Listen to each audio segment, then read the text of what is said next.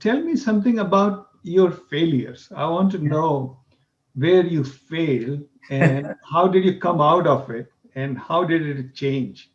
So Yeah. this is again to motivate our audience. Our audience is are the young kids coming out of college, starting their career. And Yeah. so I would like to know if you can share something. It can be professional or personal. It's okay. Absolutely. No, I'm happy to share my, fail. I mean, I have tons of failures, either about projects that didn't go as I planned, and things happen. But I will tell you the one that people can, take some things away from.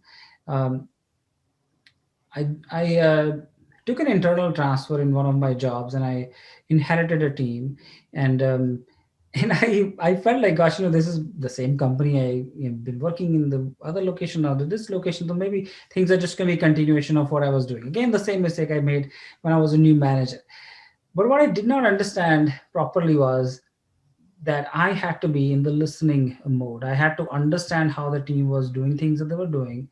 I had to, first actively listen, build a rapport with the team, and then pivot to whatever my opinion was going to be. That was the recipe I should have followed, which I didn't know.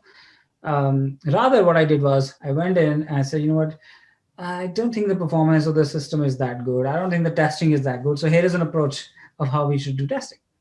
And some teams may need that from you. Some teams may need you to really decide and they do something decisive that helps them move forward. But some teams really are not like that. Most teams, rather, you want to, when you join them, you want to just listen and understand what's going on, rather than coming to conclusions about what needs to be done. So my biggest learning is that I should not have made my viewpoints presented in the first place. I should have spent time trying to understand what's working, and I should have tried to understand who are the major influencers, decision makers, the most expert coders, etc. So I feel like that if I were to do that again, I would not take the same approach, because you want to establish that rapport with the people, and that you will be working with you, reporting to you for a long time.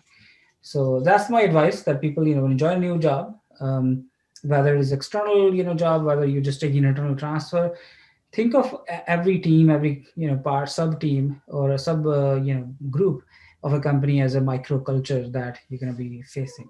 Mm, mm. Okay, yeah, that's important advice. So what was the failure there? Is you shaken the cages too early in the team before you understood? Yeah, I think so. I think the failure really is that at any point of time in that team, didn't feel like I had built a really solid rapport with the team. They Mm, always would try to basically have some opinion about how things should be done. mm, And I think this is not like a drastic failure where the things didn't work, and then people had to leave, etc. But it is a case where right, whether you're really doing really well in the team, whether you're making an impact, whether things are moving forward at the pace that you want or not, right? So you will know that. So it's not that right. it wasn't clear to me, and I realized that I internalized that it was it could have been a different result if I had actually just spent time on listening and understanding before presenting my ideas. And I'll also tell this another advice to your audience. There is a retired FBI hostage negotiator, the name of Chris Voss, and he created this technique of hostage negotiation that talks about actively listening, then showing empathy, then building rapport with the person that you're talking with, whether they're hostage holder, or whether who is somebody you're working with in business. And then I think he wrote a finally, book also, some negotiation, something, right?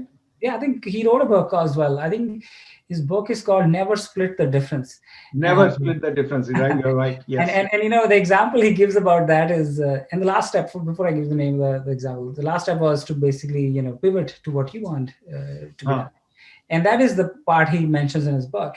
And the example he says is that he says, I go to a bar, and I'm sitting in the bar, and I got my drink, and then I go to the bathroom. A big guy comes in and takes his seat. The big guy is sitting there, and then Chris goes and says, okay, so that was my seat. And the guy says, get the whatever out of here, and then this is my seat now.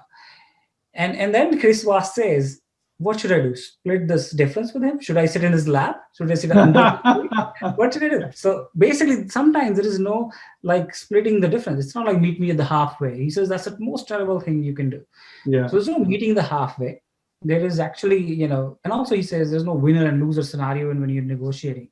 Uh, but I would recommend your audience to either get his book, which is Never Split the Difference, or watch his TED Talks, or watch his masterclass, which is phenomenal that he has done. Oh, okay. Masterclass is a platform where these industry leaders in their fields teach people some lessons, Right. music. Oh, nice. I heard about his book, and I think he gave a talk in Google or somewhere, but I didn't know about that. He has a master class too. I think, yeah, it Yeah. is.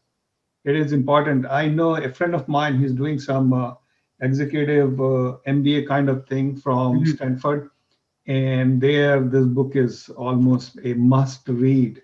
The split the All difference. right. Yeah. That's great. So good. My last question, if you can,